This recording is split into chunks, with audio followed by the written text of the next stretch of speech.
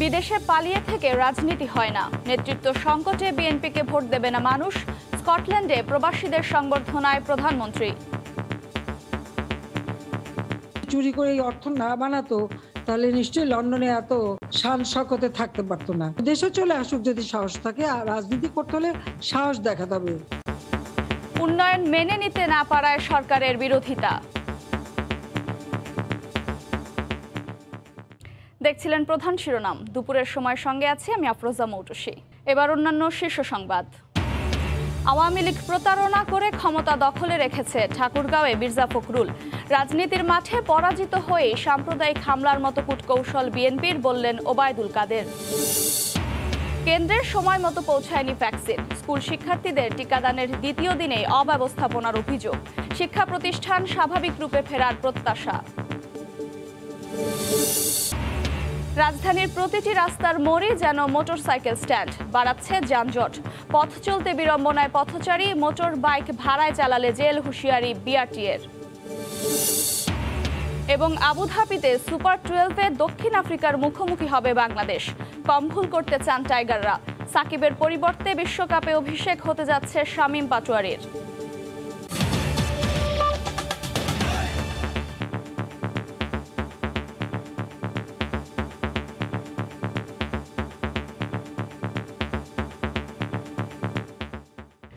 BNP দেশের উন্নয়ন মেনে নিতে পারছে না উল্লেখ করে প্রধানমন্ত্রী শেখ হাসিনা বলেছেন, নেতৃত্ব সংকটের কারণেই দলটিকে ভোট দেবে না মানুষ। স্থানীয় সময় সোমবার রাতে স্কটল্যান্ডে প্রবাসী বাংলাদেশিদের নাগরিক সংবর্ধনায় দেয়া বক্তব্যে তিনি বলেন, দেশে ফেরার সাহস নেই তারেক জিয়ার, আর বিদেশে বসে রাজনীতি হয় না। দেশকে পেছনে নিয়ে অসম্ভব জানিয়ে প্রধানমন্ত্রী বলেন, লুটে খেতে পারছে না বলে উন্নয়ন বিরোধিতা করছে বিএনপি ও জামায়াত। তারা ক্ষমতা এলে দেশকে রসাতলে যাবে বলেও হুঁশিয়ার করেন আওয়ামী লীগ প্রধান। ইউরোপ সফরের দ্বিতীয় দিন সোমবার দিনভর জলবায়ু সম্মেলনের বিভিন্ন কর্মসূচিতে অংশগ্রহণের পর রাতে প্রবাসী বাংলাদেশিদের নাগরিক সংবর্ধনায় যোগ দেন প্রধানমন্ত্রী। ইচ্ছা থাকলে যে উপায় হয় সেটাই বাস্তবতা। গ্লাসগোতে স্কটল্যান্ড আওয়ামী লীগ আয়োজিত এই নাগরিক সভায় ভার্চুয়াল মাধ্যমে উপস্থিত ছিলেন দলীয় প্রধান শেখ হাসিনা। এই আয়োজনে প্রধানমন্ত্রী দেশের বিভিন্ন খাতের উন্নয়নের চিত্র প্রবাসীদের সামনে তুলে ধরে বক্তব্য রাখেন। তিনি অভিযোগ করেন, দেশের উন্নয়ন মানতে পারছে না বিএনপি। প্রশ্ন তোলেন, কেন তার সফরকে ঘিরেই বিক্ষোভ। দেশের মানুষের জন্য যে এত কাজ, এটা বোধহয় বিএনপির পছন্দ না, জামাতের পছন্দ না, কারণ লুটে খেতে পারছে না। আজকে যেমন আমি শুনলাম আমার বিরুদ্ধে অনেক ডেমনস্ট্রেশন দেওয়া হচ্ছে। আমার প্রশ্ন, আমি অন্যায়টা কি করেছি? আমি বাংলাদেশের উন্নতি করেছি? আমরা যে সাক্ষরতার হার বাড়াচ্ছি, মানুষ শিক্ষিত হচ্ছে, এটাও বোধহয় বিএনপির পছন্দ না। অবশ্যই সেটা পছন্দ নাই হতে পারে, কারণ খালেদা জিয়া ম্যাট্রিকে পাস করেনি, জিয়াউর রহমান কেবল ইন্টারমিডিয়েট পাস ছিল, আর তারেক যেহেতু ফেল করতে করতে কোন নাকি এক অখ্যাত কোথা থেকে নাকি সে পাস করেছে শোনা যায়। তারা আন্দোলন করে আমার বিরুদ্ধে। অপরাধটা কি? বাংলাদেশের উন্নতি করেছে, এটাই তো তাদের কাছে অপরাধ। তাহলে এর অর্থটা কি দাঁড়ায়? এরা স্বাধীনতা চায় না। বিএনপির নেতৃত্ব নিয়ে প্রশ্ন তুলে আওয়ামী লীগ প্রধান বলেন, দেশের টাকা চুরি করেছিল বলেই তারেক জিয়া পলাতক থেকেও বিলাসবহুল জীবন পেয়েছে। চুরি করে এই অর্থ না বানাতো তাহলে নিশ্চয়ই লন্ডনে এত শান শকতে থাকতে পারতো না। তাদের নেতৃত্ব কোথায়? একজন ফেরারি আসামি, বিএনপি চেয়ারপারসন, এতিমের অর্থ আত্মসাৎ করে সাজাপ্রাপ্ত, কারাগারে মেডসামেন্ট পাওয়া যায়। এটা তো জীবনে আর কেউ শুনেছেন আপনারা? বলেন, যে আমাকে হত্যার চেষ্টা করেছে তাকে আমি এইটুকু সুযোগও দিয়েছি, তারেক রহমান, সেও আসামি। দেশে চলে আসুক যদি সাহস থাকে, আর রাজনীতি করতে হলে সাহস দেখাতে হবে। পলায়ে থেকে খালি বোমা মেরে আগুন দিয়ে আর ডেমনস্ট্রেশন দিয়ে তো চলবে না। আওয়ামী লীগের এক যুগের শাসনামলে বিদেশে বাংলাদেশিদের সম্মান বেড়েছে উল্লেখ করে শেখ হাসিনা জানান, দেশকে পেছনে নেয়ার কোনো সুযোগ নেই। এরা চাচ্ছে বাংলাদেশ পিছিয়ে যাক, কারণ আমি থাকলে ডেভেলপমেন্ট হবে, এবং তারা জানে যে আমি না থাকলে এগুলি স্থবির হবে। আর ওদের মতো চোররা যদি ক্ষমতা আসে তো বাংলাদেশ তো রসাতলে যাবে। কোনো সমালোচনা বা হুমকির পরোয়া করেন না বলেও দৃঢ় প্রত্যয় ব্যক্ত করেন সরকার প্রধান। ওরা বলে যাবে, আন্দোলন করে যাবে, আমি আমার ডেভেলপমেন্ট করে যাব। দেবাশিস রায়, সময় সংবাদ। আমাদের অনেক সময় বলে ওরা এরকম। আওয়ামী লীগ জোর করে ক্ষমতা দখল করে রেখেছে বলে অভিযোগ করেছেন বিএনপি নেতারা। আগামী নির্বাচন ইস্যুতে সরকারের সঙ্গে আলোচনায় বসবে না এবং নির্বাচনেও যাবে না বলে সাফ জানান তারা। ঠাকুরগাঁও ও রাজধানীতে আলাদা অনুষ্ঠানে বিএনপি শীর্ষ নেতারা একথা বলেন। দ্রব্যমূল্যের ঊর্ধ্বগতি, সাম্প্রদায়িক সহিংসতা ও আগামী নির্বাচন ইস্যুতে রাজধানী সহ দেশের বিভিন্ন স্থানে সমাবেশের আয়োজন করে বিএনপি। ঠাকুরগাঁয়ে নিজ এলাকায় দলীয় নেতাকর্মীদের সঙ্গে মতবিনিময় অনুষ্ঠানে বিএনপির মহাসচিব মির্জা ফখরুল ইসলাম আলমগীর বলেন, আওয়ামী লীগ জোর করে ক্ষমতায় টিকে আছে। সাম্প্রদায়িক হামলা আওয়ামী লীগই ঘটিয়েছে বলেও মন্তব্য করেন তিনি। তারা সম্পূর্ণভাবে জনগণের সঙ্গে প্রতারণা করে আগের রাতে নির্বাচন করে রাষ্ট্রযন্ত্রকে ব্যবহার করে সমস্ত আইন শৃঙ্খলা রক্ষাকারী বাহিনী প্রশাসনকে ব্যবহার করে তারা একটা জোর করে ক্ষমতায় দখল করে বসে আছে। রাজধানীর জাতীয় প্রেস ক্লাবে এক আলোচনা সভায় আগামী নির্বাচন প্রসঙ্গে বিএনপির স্থায়ী কমিটির সদস্য আমির খসরু মাহমুদ চৌধুরী বলেন, আওয়ামী লীগ সরকারের সঙ্গে নির্বাচন ইস্যুতে কোনো আলোচনা করবে না বিএনপি। আগামী নির্বাচনে এই রেজিমের অধীনে কোনো নির্বাচনে বিএনপি অংশগ্রহণ করবে না।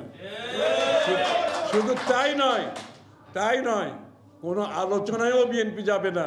কারণ আমরা আলোচনাও করেছি, বিগত দিনে অংশগ্রহণও করেছি, তার ফলাফল বাংলাদেশের মানুষ পেয়েছে। বিশ্ববাসীর কাছে এটা পরিষ্কার দিনের আলোর মতো। এদিকে রাজধানীর বিভিন্ন ওয়ার্ডের কর্মীদের সঙ্গে সভা নির্বিঘ্ন করতে পুলিশের সহযোগিতা চাইতে ডিএমপি কমিশনারের সঙ্গে দেখা করেন ঢাকার ২ মহানগরের আহ্বায়ক কমিটি। এমআর আমিন, সময় সংবাদ, ঢাকা। বিএনপি নির্বাচনে আসুক বা না আসুক, সেজন্য নির্বাচন থেমে থাকবে না বলে পাল্টা মন্তব্য করেছেন আওয়ামী লীগ নেতারা। তারা বলেন, পৃথিবীর অন্যান্য গণতান্ত্রিক দেশে যেভাবে নির্বাচন হয়, সংবিধান মেনে বাংলাদেশেও সেভাবে নির্বাচন হবে। সম্প্রতি সাম্প্রদায়িক হামলায় নোয়াখালীতে ক্ষতিগ্রস্ত হিন্দু সম্প্রদায়ের মাঝে ত্রাণ বিতরণে কার্যক্রমে ভার্চুয়ালি যুক্ত হন আওয়ামী লীগ নেতারা। এ সময় ওবায়দুল কাদের আরও বলেন, আওয়ামী লীগের স্থানীয় নেতাকর্মীরা সতর্ক থাকলে এমন সাম্প্রদায়িক হামলার ঘটনা ঘটত না। নোয়াখালীর ক্ষতিগ্রস্ত মানুষের পাশে ত্রাণ সহায়তা নিয়ে হাজির হয় বাংলাদেশ আওয়ামী লীগ। অনুষ্ঠানে বঙ্গবন্ধু এভিনিউয়ের দলীয় কার্যালয় থেকে ভার্চুয়ালি যুক্ত হন কেন্দ্রীয় নেতৃবৃন্দ। সে সময় সাধারণ সম্পাদক ওবায়দুল কাদের বলেন, রাজনীতির মাঠে পরাজিত হয়ে উগ্র সাম্প্রদায়িক শক্তি সম্প্রীতি নষ্ট করছে। এরা উপরে যতটা নিষ্ক্রিয় বলে মনে হয়, ভেতরে কিন্তু তারা সক্রিয়, এবং তারা যে সক্রিয় তার প্রমাণ এবার কুমিল্লা, চৌমুহানিতে, পীরগঞ্জে, হাজীগঞ্জে আমরা এর প্রমাণ পেয়েছি। আগামী নির্বাচন সংবিধান মেনেই অনুষ্ঠিত হবে বলে জানান তিনি। পৃথিবীর অন্যান্য গণতান্ত্রিক দেশে যেভাবে নির্বাচন বাংলাদেশের সংবিধানেও নির্দিষ্ট করা আছে কিভাবে নির্বাচন হবে। সময় মতো সংবিধান অনুযায়ী নির্বাচন হবে। নির্বাচনে কে এলো না, বিএনপি এলো কি এলো না, তার জন্য নির্বাচন বসে থাকবে না। একই অনুষ্ঠানে আওয়ামী লীগের সভাপতি মণ্ডলীর সদস্য মতিয়া চৌধুরী বলেন, যখন দেশ উন্নয়নের স্বর্ণশিখরে, তখন পরাজিত শক্তি ষড়যন্ত্রে লিপ্ত। গণতান্ত্রিক শক্তি যখন সামনের দিকে এগিয়ে যায়, তখনই এই অন্ধকারের জীবেরা, এই সাপদেরা, তারা সেই চোরাকোপ্তা এবং অন্ধকারে তারা তাদের কর্মকাণ্ডের, ভিন্ন কর্মকাণ্ডের মাধ্যমে মানুষের শান্তি বিনষ্ট এবং গণতান্ত্রিক শক্তিকে তারা আক্রমণ করে। স্থানীয় আওয়ামী লীগ কর্মীরা সতর্ক থাকলে এমন হামলা ঘটত না বলেও মন্তব্য করেন নেতারা। চৌমুহানিতে আপনারা কি নীরব দর্শক হয়ে দাঁড়িয়েছিলেন? একটা প্রতিরোধ করব। হাতিকুর রহমান তামাল, সময় সংবাদ, ঢাকা। রাজধানীতে ৮টি কেন্দ্রে স্কুল শিক্ষার্থীদের দেয়া হচ্ছে করোনা টিকা। তবে কার্যক্রমের দ্বিতীয় দিনে নির্ধারিত সময়ে কেন্দ্রে ভ্যাকসিন না পৌঁছানোয় ঘণ্টাব্যাপী অপেক্ষা করতে হয় ছাত্রছাত্রীদের। টিকা দেওয়ার কারণে শিক্ষা প্রতিষ্ঠান আগের রূপে ফিরবে, এমন প্রত্যাশায় উচ্ছ্বসিত শিক্ষার্থী ও অভিভাবকরা। রাজধানীর মিরপুর স্কলাস্টিকা স্কুল, সকাল ৯টা বাজতে না বাজতেই হাজির শিক্ষার্থীরা। তবে টিকা পৌঁছাতে 10:30 কার্যক্রম শুরু হয় 11টা নাগাদ। তাই তো ভাটা পড়ে এতক্ষণের ধৈর্যে। সামাজিক দূরত্ব আর স্বাস্থ্যবিধি না মানায় শঙ্কা ছিল অভিভাবকদের মাঝে। কোন একটা সিস্টেম থাকবে না এদেরকে সিরিয়ালি দাঁড় করানোর, একটা কিউ আপ করার, এখানে একদম ডিসটেন্স মেইনটেইন করা হচ্ছে না। আমরা বাসায় যাওয়ার আগে গোসল করলাম, হাত পা ধুলাম, তারপরে বাচ্চাদের সাথে মিশলাম। এখন আজকে ফাইজারের পরে অনেক বাচ্চার টেম্পারেচার আসতে পারে। এইটা টেম্পারেচারটা কি কোভিডের টেম্পারেচার না ফাইজারের, মানে এতগুলো বাচ্চা একসাথে মিশলো, এই টেম্পারেচার কিসের টেম্পারেচার আমি তো বুঝতে পারতেছি না, আমি তো কনফিউজ হয়ে যাব। যদিও টিকা নিতে পেরে উচ্ছ্বাসিত শিক্ষার্থীরা, অভিভাবকরা বলছেন এতে করে গতি ফিরবে শিক্ষা কার্যক্রমে। প্রথমে নার্ভাস হচ্ছিলাম যে ব্যথা পাবো না কি হবে, বাট এখন মনে হচ্ছে যে না ভালো। ভ্যাকসিন দেওয়ার পর খুবই আনন্দিত লাগছে এবং আশা করি স্কুল দ্রুত খুলে যাবে। অনেক জায়গায় যেতে পারবো যেটা আগে যেতে পারতাম না। হাজব্যান্ড ওয়াইফ নেওয়ার পরও বাচ্চার জন্য টেনশনে ছিলাম, কারণ ওরা তো ভ্যাকসিন দেয় নাই। আর যে অবস্থা চলছে স্কুলেও আমি আসলে ভ্যাকসিন না দিলে পাঠাতামও না। বাচ্চাদেরকে খুব ভালোভাবে স্কুলে পাঠাতে পারবো, কোনো মনে দ্বন্দ্ব থাকবে না। চমৎকারভাবে একটা উৎসবমুখর পরিবেশে এই অ্যারেঞ্জমেন্ট করেছে, আমি রিয়েলি অ্যাপ্রিশিয়েট করি। 8টি কেন্দ্রে প্রতিদিন একাধিক শিক্ষা প্রতিষ্ঠানের শিক্ষার্থীদের দেয়া হবে ফাইজারের টিকা। কবে কোন স্কুল বা কলেজের ছাত্রছাত্রীরা নির্ধারিত কেন্দ্রে যাবেন সেই তথ্য জানিয়ে দেওয়া হবে নির্ধারিত প্রতিষ্ঠানকেই। সেই অনুসারে সেসব প্রতিষ্ঠানের শিক্ষার্থীরা নিতে পারবেন টিকা। এরিয়া ওয়াইজ আমরা ভাগ করে দিয়েছি, ছেলেদের জন্য আলাদা রুম, মেয়েদের জন্য আলাদা রুম করা হয়েছে। আমাদের এটা সেন্টার হয়েছে আপনাদের 3টা অঞ্চলের জন্য, মিরপুর, ক্যান্টনমেন্ট অ্যান্ড কাফরুলের জন্য। টিকা নেওয়ার পরে জ্বর ও ব্যথার বাইরে অন্য কোনো উপসর্গ দেখা দিলে হাসপাতালে যাবার পরামর্শ স্বাস্থ্য বিভাগের। রাশেদ লিমন, সময় সংবাদ, ঢাকা। শিক্ষার্থীদের টিকা কার্যক্রমের আরও খবর জানাতে এই মুহূর্তে বনানীতে চিটাগং গ্রামার স্কুলে আছেন রিপোর্টার রাশেদ লিমন। সরাসরি যাচ্ছি তার কাছে। লিমন, এই মুহূর্তে আসলে মোটরসে রয়েছে বনানীতে। বনানীর এখানে যে কেন্দ্রটি রয়েছে চিটাগং গ্রামার স্কুল, সকাল থেকে এখানে আমরা দেখছি টিকাদান কর্মসূচি চলছে। যদিও 25 থেকে 30টি বুথ করার কথা থাকলেও চালু আছে বা আজকে থেকে কিন্তু চালু হয়েছে 10টি বুথ, অর্থাৎ স্বাস্থ্য অধিদপ্তর থেকে এখানকে যে লজিস্টিকটা দেওয়া হয়েছে সেটি কিন্তু 10টি বুথের জন্য, অর্থাৎ 10টি বুথ পরিচালনার জন্যই। যেহেতু স্কুল কর্তৃপক্ষ তো আর টিকা দিচ্ছেন না, টিকা দেওয়ার কাজটা করছেন স্বাস্থ্য অধিদপ্তরের প্রেরিত তারাতে পাঠিয়েছেন সেই তারা, এবং যে কারণেই আসলে 10টি বুথের বেশি চালু করা সম্ভব হচ্ছে না। ফলাফল হিসাবে দেখছেন আপনারা বাইরে কি পরিমাণ অপেক্ষমান শিক্ষার্থীরা। সকাল থেকে টিকা দেওয়া চলছে, এখন কিন্তু দুপুর 2টা পেরিয়ে গেছে। তার মানে আসলে এইখানটায় যে অব্যবস্থাপনা সেটি কিন্তু চোখে পড়ছে। এবং যদি বলি পাশাপাশি ভেতরে আমরা যে এই স্কুলটা রয়েছে সেখানে ভেতরের কার্যক্রম যদি বলি, ভেতর থেকে আমরা যেটা দেখে এসেছি একজন শিক্ষার্থী ঢুকে ভেতরে টিকা দিয়ে আসতে তাকে খুব একটা সময় নিতে হচ্ছে না, বড় জোর 20 থেকে 30 মিনিটের মধ্যেই সে টিকা নিয়ে বেরিয়ে আসতে পারছে। কিন্তু বাইরে কিন্তু এখানে তাদের অনেকক্ষণ অপেক্ষা করতে হচ্ছে, সেটি কিন্তু ঘন্টারও বেশি। এবং যে কারণেই আসলে অভিভাবকরা অভিযোগ করছিলেন যে শিক্ষার্থীদের যদি নির্দিষ্ট টাইম বেঁধে বা একটা শিফট বেঁধে তাদের আনা যেত, যে তাদের কখন দিবে নির্দিষ্ট একটা ঘন্টা অনুযায়ী বলে দিলেও তাদের জন্য সুবিধা হতো। এখানে শিক্ষার্থীরা দাঁড়িয়ে এই লাইন ধরে অপেক্ষা করছেন যদি ঘন্টার পর ঘন্টা, এবং সেখানে দেখতেই পাচ্ছেন এখানে কোনোভাবেই শিক্ষার্থী পাশাপাশি অভিযোগ সংশ্লিষ্ট শিক্ষা প্রতিষ্ঠানের শিক্ষকরা সবকিছু মিলে আসলে স্বাস্থ্যবিধি মানা এখানে কোনোভাবেই সম্ভব না, সেটা যতই বলা হোক না কেন। তো যে অভিভাবকরা বলছেন তারা এতদিন ধরে সন্তানদের ঘরের মধ্যে রেখেছেন, স্বাস্থ্যবিধি মানার যে বিষয়টি সেটি মানিয়েছেন। তো এখানে টিকা দিতে এসে যদি তাদের এ ধরনের পরিস্থিতি পড়তে হয় সেটি আসলে কাঙ্ক্ষিত না। সেজন্যই তারা আসলে পুরো ব্যবস্থাপনা নিয়েই আসলে তাদের প্রশ্ন, এবং এটি আসলে যেন আরেকটু ভালোভাবে করা হয়। যদিও কর্তৃপক্ষ এখানে যারা আছেন আসলে এই স্কুলে যেখানে দেওয়া হচ্ছে এখানেও কিন্তু আজকে প্রথম দিনের মতো দেওয়া হচ্ছে, কাজেই তারাও খুব একটা অভ্যস্ত না। কিন্তু আমি যেটা বারবারই বলছি, স্কুলে যারা দেখছি এরা যেভাবে শিক্ষার্থীদের নিচ্ছেন, নিয়ে ভিতরে নিয়ে যেভাবে টিকা দিচ্ছেন সেই প্রক্রিয়ায় খুব একটা ঘাটতি আমরা দেখছি না, কারণ খুব একটা সময় লাগছে না। কিন্তু মূল কথা যে শিক্ষা প্রতিষ্ঠানগুলো সিলেক্ট করা হয়েছে সেগুলোর আসলে তার ভেতরে কতখানি ধারণ ক্ষমতা, এই বিষয়গুলো নিয়েই আসলে অভিভাবকরা প্রশ্ন তুলছেন। তবে সবকিছু মিলেও আসলে শিক্ষার্থীরা যখন টিকা নিয়ে ফিরছেন সেখানে কিন্তু শিক্ষার্থীরা যেমন স্বস্তি শিক্ষার্থী বা তারা যখন উচ্ছ্বাসিত, তেমনি অভিভাবকরাও কিন্তু একই রকম তারাও উচ্ছ্বাসিত। তবে পুরো ব্যবস্থাপনা যদি একটু ভালো হয় সেদিকে তারা নজর দেওয়ার কথা বলছেন। তো এই ছিল আমার কাছ থেকে এখনকার মতো। বনানী চিটাগাং গ্রামার স্কুল থেকে সরাসরি যুক্ত হয়ে শিক্ষার্থীদের টিকা কার্যক্রমের খবর জানাচ্ছিলেন সহকর্মী রাশেদ লিমন। ঢাকা বিশ্ববিদ্যালয়ের 2020-21 শিক্ষাবর্ষের কলা অনুষদভুক্ত খ ইউনিটের ভর্তি পরীক্ষার ফল প্রকাশ করা হয়েছে।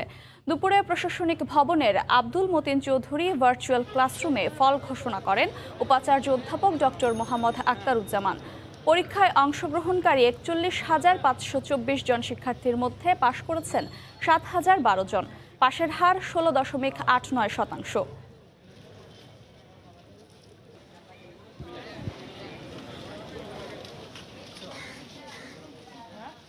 ইউনিটের মাধ্যমে বিশ্ববিদ্যালয়ের বিভিন্ন বিভাগে ভর্তি হতে পারবে 2378 জন। 2378টি এখানে আসন। পরীক্ষায় অংশগ্রহণ করেছিল 41,524 জন। পাশ করেছে 7,012 জন। 7,012 জন পাশ করেছে। এর মানে হলো পাশের হার 16.89। ফলাফলের বিস্তারিত জানার জন্য শিক্ষার্থীরা জানতে পারবে একটি ওয়েব অ্যাড্রেস আছে। ক ইউনিটের ফলাফলটাও আগামীকালকের 12:30টায় আমরা একই সময় একই ভেন্যুতে আপনাদের জানাতে পারবো। মেয়াদোত্তীর্ণ লাইসেন্স এবং অস্বাস্থ্যকর খাবার পরিবেশনের অভিযোগে সিলেটের ভোজবাড়ি রেস্টুরেন্ট সিলগালা করে দিয়েছে র্যাব। এই মুহূর্তে সেখানে আছেন রিপোর্টার ইকরামুল কবির। সরাসরি যাচ্ছি তার কাছে। ইকরাম। ধন্যবাদ মৌটুসী। আমি এখন আছি জিন্দাবাজার এলাকার ভোজনবাড়ি রেস্টুরেন্টের সামনে। আপনি দেখতে পাচ্ছেন পিছনে একটি রেস্টুরেন্ট যেটি আছে। এখন থেকে 10 মিনিট আগে এই রেস্টুরেন্টটি সিলগালা করে দিয়েছে র্যাবের ম্যাজিস্ট্রেট সহ বিএসটিআই এবং নিরাপদ স্বাস্থ্য কর্তৃপক্ষের যৌথ অভিযানের মাধ্যমে এই রেস্টুরেন্টটি সিলগালা করে দেওয়া হয়েছে। এর কারণ হচ্ছে গিয়ে এই রেস্টুরেন্টটি পরিচালিত হচ্ছে সিলেটের একটি খুবই জনপ্রিয় একটি রেস্টুরেন্ট, সবাই এখান থেকে খান। এই রেস্টুরেন্টেও 2019 সাল থেকে অর্থাৎ 3 বছর ধরে এই রেস্টুরেন্টে কোনো লাইসেন্স নাই বা লাইসেন্স নবায়ন করেনি। পাশাপাশি এই রেস্টুরেন্টে কিছু অস্বাস্থ্যকর খাবার বের করেছে, এই যেগুলো একেবারে খাওয়ারও অনুপযোগী। তারা বলেছেন যে নির্বাহী ম্যাজিস্ট্রেট যিনি আছেন তিনি বলেছেন যে ফালুদা তৈরি করা হয় পচা আনারস সহ অন্যান্য খাবার, অন্যান্য ফল টল দিয়ে, এবং অন্যান্য যেই ফ্রিজের মধ্যে যেই তারা মাছ মাংস কিংবা অন্যান্য তরকারি পেয়েছে সেগুলো অনেক দিন থেকে সেখানে রক্ষিত ছিল এবং যার মধ্যে যেগুলো খাওয়ার একেবারে অনুপযোগী। এবং এই অভিযানের পরপরই এখানের পাশেই রয়েছে এই পানসি রেস্টুরেন্ট। এই পানসি রেস্টুরেন্টেই ম্যাজিস্ট্রেটরা বা ম্যাজিস্ট্রেটের নেতৃত্বে যে র্যাব এবং যে বিএসটিআই এবং নিরাপদ খাদ্য কর্তৃপক্ষ অভিযানে চালাচ্ছে। এবং আমরা যদি দর্শকদের একটু দেখাতে চাচ্ছি যে এই পাশেই এই রেস্টুরেন্ট ভোজনবাড়ি রেস্টুরেন্টের পাশেই এবং পিছনেই রয়েছে পানসি রেস্টুরেন্ট। এই মুহূর্তে সেই পানসি রেস্টুরেন্টে অভিযান চলছে। এখানে যারা আছে যারা নেতৃত্বে র্যাব এবং অন্যান্য কর্তৃপক্ষ আছেন। আমরা আসলে দর্শকদের একটু বলতে চাচ্ছি যারা বিভিন্ন রেস্টুরেন্ট এবং বিভিন্ন বাইরে যারা ফাস্টফুডের দোকানে যারা খাবার খাচ্ছেন এবং খাবার নিচ্ছেন বা সেবা নিচ্ছেন তাদেরকে সতর্ক করে দিয়েছে এই যে ম্যাজিস্ট্রেট। তারা বলছে যে পিছনে খাবারের পিছনে যেই রান্নাঘর অথবা সেই রান্নাঘরে বা ফ্রিজে যেই খাদ্যগুলো থাকে বা যেই জিনিসগুলো থাকে সেগুলো দীর্ঘদিন ধরে সেখানে মজুদ থাকে, যার কারণে এগুলো খাবারের ব্যাপারে বা এগুলার সেই সমস্ত বিষয়গুলি বারবার র্যাব এবং বিভিন্ন বিএসটিআই নিরাপদ খাদ্য কর্তৃপক্ষ অভিযান চালাচ্ছে এবং অভিযান চালিয়ে একটা অবস্থানে নিতে চাচ্ছে যাতে করে যারা এই সমস্ত সুস্বাদু খাদ্য খেতে আসেন বা বিভিন্ন রেস্টুরেন্টগুলো আসে তারা যেন একটু ভালো খাবার খেতে পারে এবং স্বাস্থ্যসম্মত খাবার খেতে পারে। সে কারণে বিভিন্ন রেস্টুরেন্টে তারা অভিযান চালাচ্ছে এবং রেস্টুরেন্ট কর্তৃপক্ষ যে বিভিন্ন চেইন মেনে বা খাদ্য নিরাপদে রাখার জন্য যেই নিয়মকানুন আছে সেগুলো মেনে যদি খাবার পরিবেশন করে তাহলে একদিকে স্বাস্থ্যকর খাবার পরিবেশন করা যায় এবং এই ধরনের বিপদ থেকে তারা মুক্ত পাবে, এমনটি বারবার বলেছেন র্যাবের ম্যাজিস্ট্রেট। মোটামুটি এই ছিল সিলেটের ভোজনবাড়ি এবং পানসি রেস্টুরেন্টে যে র্যাবের অভিযান চলছে তার সর্বশেষ খবর। সিলেট থেকে এতক্ষণ সরাসরি যুক্ত ছিলেন সহকর্মী ইকরামুল কবির। রাজধানীর প্রতিটি রাস্তার মোড়ই যেন মোটরসাইকেল স্ট্যান্ড। প্রায় অর্ধশত জায়গায় গড়ে উঠেছে বাইক স্ট্যান্ড। অনিবন্ধিত বাইক চালকের রাজত্ব সড়কে। এতে একদিকে যেমন বাড়ছে যানজট, তেমনি পথচারীদের চলাচলেও পড়তে হচ্ছে বিড়ম্বনায়। অ্যাপসের বাইরে ভাড়ায় চালালে জেল জরিমানার হুঁশিয়ারি দিয়েছে বিআরটিএ। কোনো রিক্সা বা সিএনজি চালক নয়, যাত্রীর সঙ্গে ভাড়া নিয়ে দর কষাকষি করছেন একজন বাইক রাইডার। রাজধানীর মোড়ে মোড়ে এমন দৃশ্য এখন সাধারণ বিষয়। প্রাথমিকভাবে উবার পাঠাওয়ের মতো মোবাইল অ্যাপসের মাধ্যমে ভাড়ায় যাত্রী চলাচল শুরু করলেও সময়ের বিবর্তনে ভাটা পড়েছে অ্যাপসের ব্যবহারে। প্রধান সড়ক থেকে অলিগলিতে নিজেদের দাঁড়ানোর জন্য একটি অঘোষিত লেনও তৈরি করে নিয়েছেন রাইডাররা। রাজধানী জুড়ে ছড়িয়ে ছিটিয়ে থাকা এসব বাইক স্ট্যান্ডগুলোতে নিজেরাই নির্ধারণ করে নিচ্ছেন ভাড়া। পুলিশ বলছে, অনিবন্ধিত উপায়ে মোটরসাইকেল ভাড়ায় চালানোর সুযোগ দিতে পারে না সরকার। আনরেজিস্টার কোনো কিছু তো এটা গভর্নমেন্টের পক্ষ থেকে বা আমাদের পক্ষ থেকে অ্যালাউড হতে পারে না। এটা একটা নিয়ন্ত্রণের আওতায় অবশ্যই আসতে হবে। কিন্তু প্রচলিত যে ট্রাফিক আইন আছে, সে আইনে যারা আনরেজিস্টার চালাচ্ছে তাদের বিরুদ্ধে নেবার মতো খুব জোরালো ব্যবস্থা কিন্তু আমাদের হাতে নেই।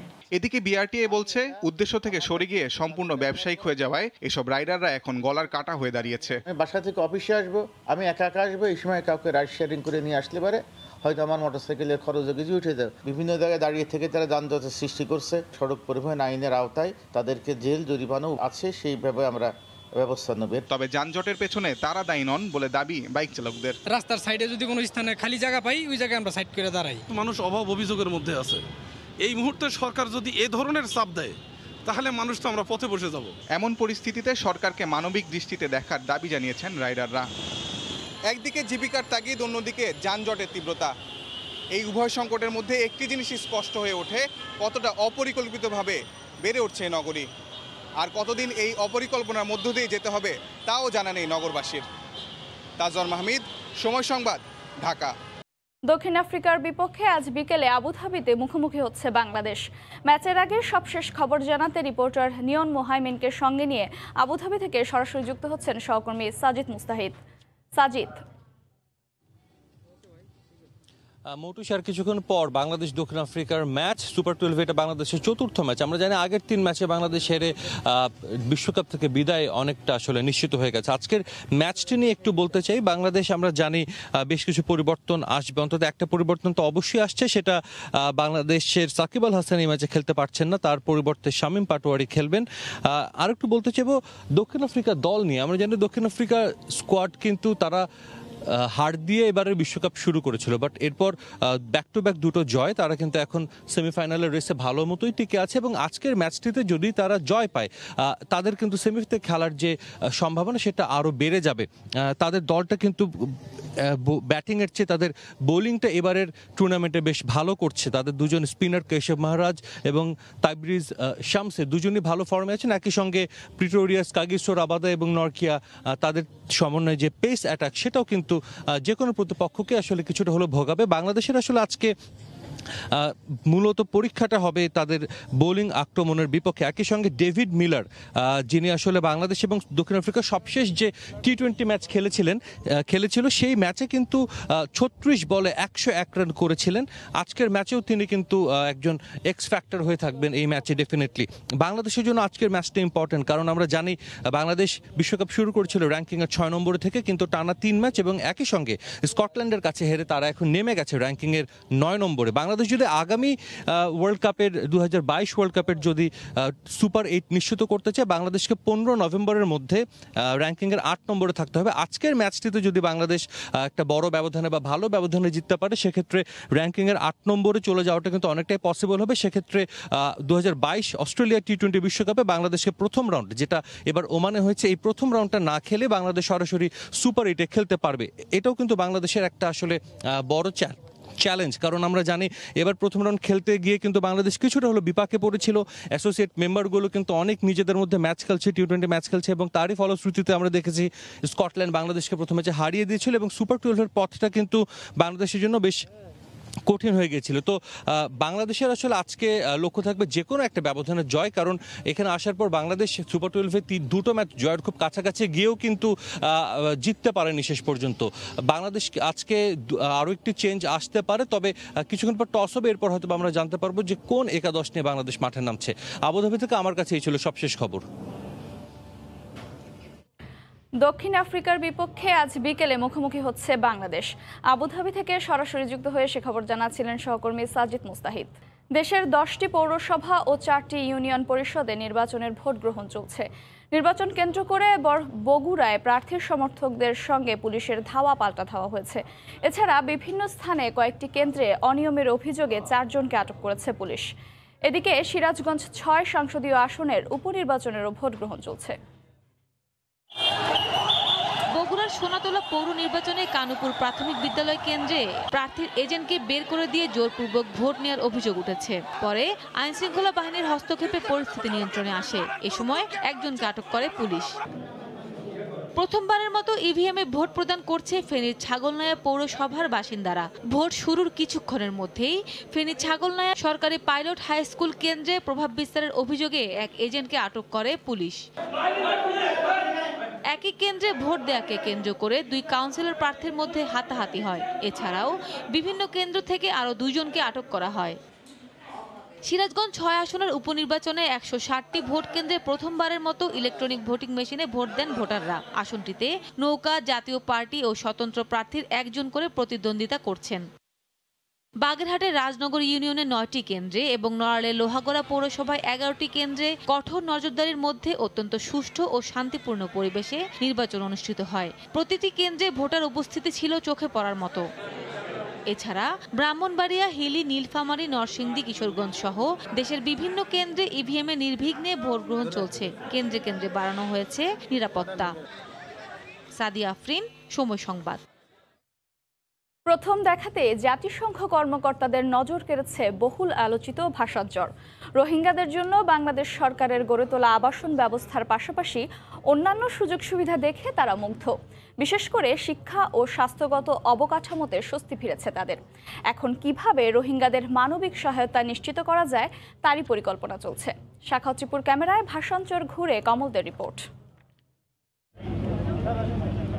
নৌবাহিনীর জাহাজ থেকে নেমেই ভাষাঞ্চলের এই মাথা থেকে ও মাথা চষে বেরিয়েছেন জাতিসংঘের বিভিন্ন সংস্থা থেকে আসা কর্মকর্তারা। 4 দলে বিভক্ত কর্মকর্তারা ভাষাঞ্চলের স্কুল হয়ে হাসপাতাল পর্যন্ত দেখেছেন। জাতিসংঘের কর্মকর্তা যারা এখানে এসেছেন তারা স্বাভাবিকভাবেই প্রথমে যেটা ভেবেছিলেন তার থেকে অনেক বেশি দেখেছেন এবং তারা স্বাভাবিকভাবে অনেকটা উচ্ছ্বসিত।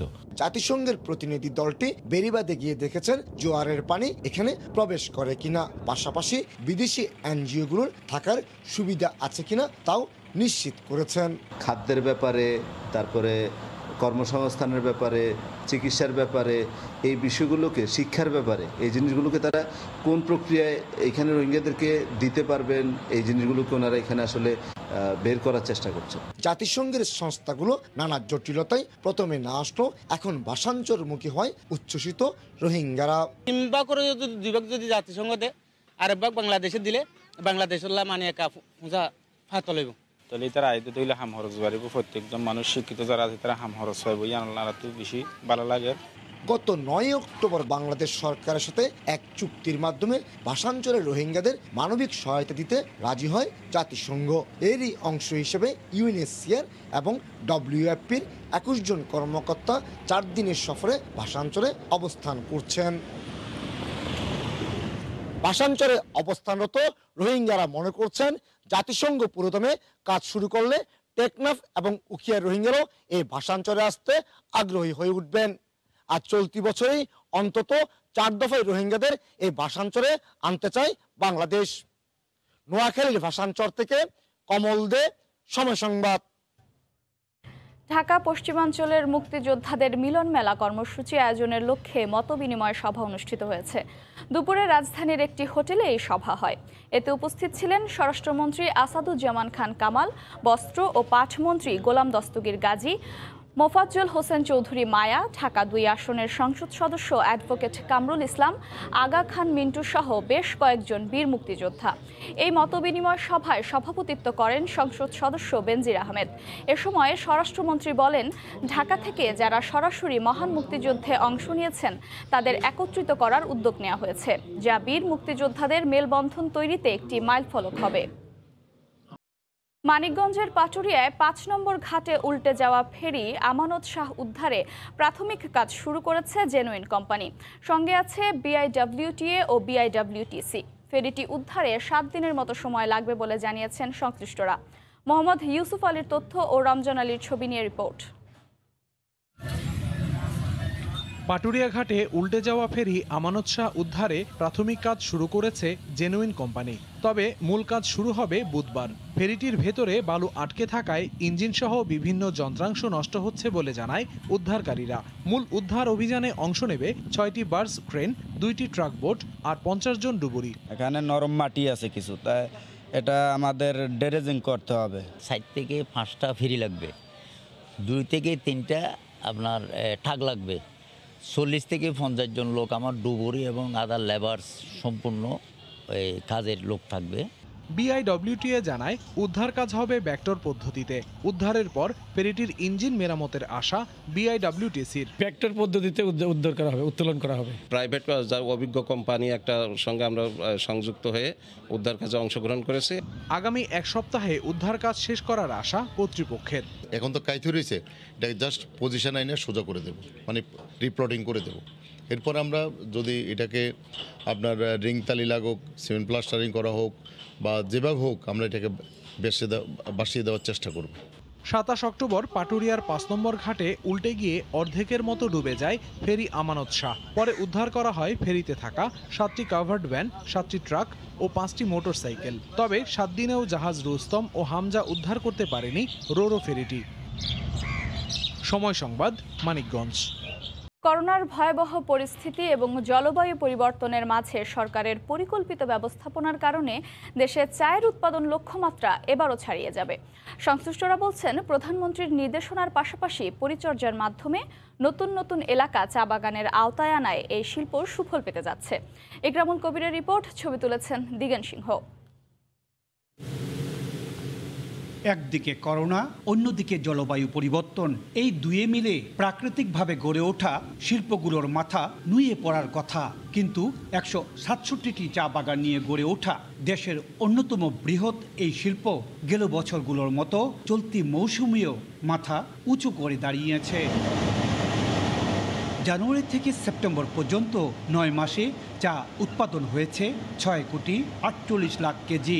বছর শেষে গত বছরের চেয়ে চা উৎপাদন 1 কোটি কেজি বেশি হবে বলে ধারণা করছেন সংশ্লিষ্টরা।